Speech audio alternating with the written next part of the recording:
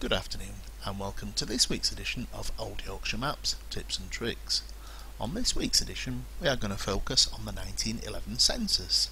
This census was significant because it gave us information not available on previous censuses. In particular, it gives us details of how long a couple had been married and also the number of children from that marriage. On this example we see the Kershaw family headed by Albert and his three sons. Albert is a widower, so unfortunately we have no details about the marriage, but we do have details of the children from that marriage. As we can see here, it says that there were 6 children were born, of which 5 children are still living and 1 unfortunately had died. Obviously on this return we only have details of 3 children living at Naseby Street. From other research that I have conducted, I have found out that Albert was married in 1895, so looking at the census it is likely that Arthur was the firstborn from this marriage. I also found out that Albert's wife, Eleanor Armand, died in 1908, therefore no births could have occurred after this date. So, if we have 6 children we only have details of 3, how do we find out further details about the children not on this return?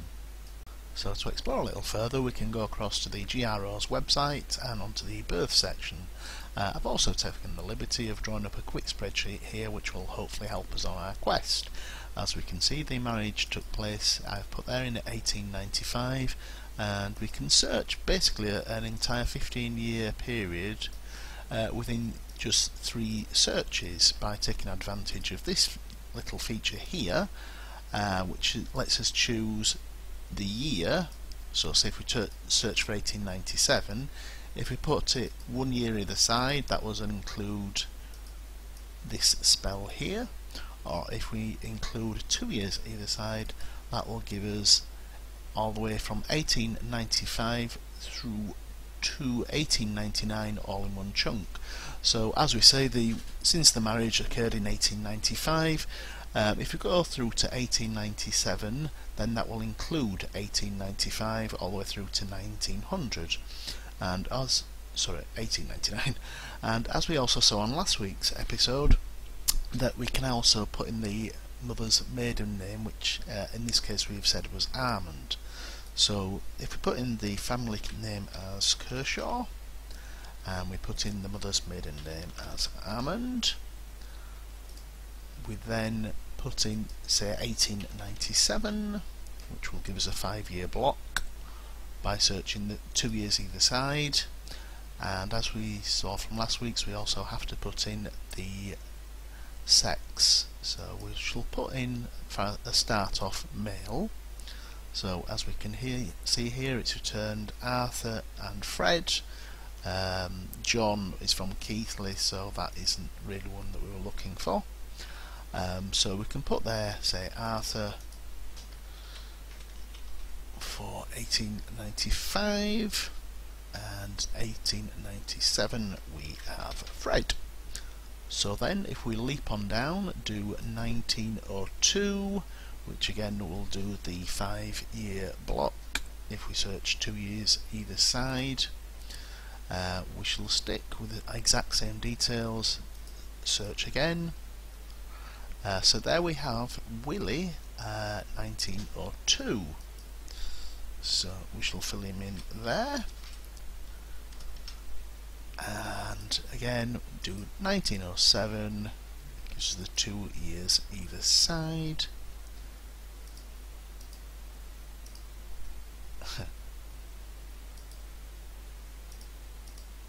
2 years either side, so search.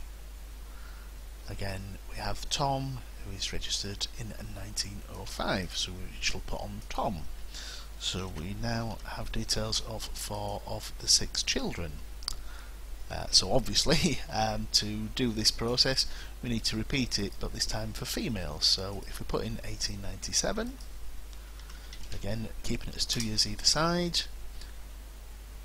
and pressing the search button, we come up with details here of Ida, who was born in 1899.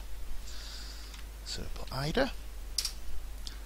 Again we go for 1902, search.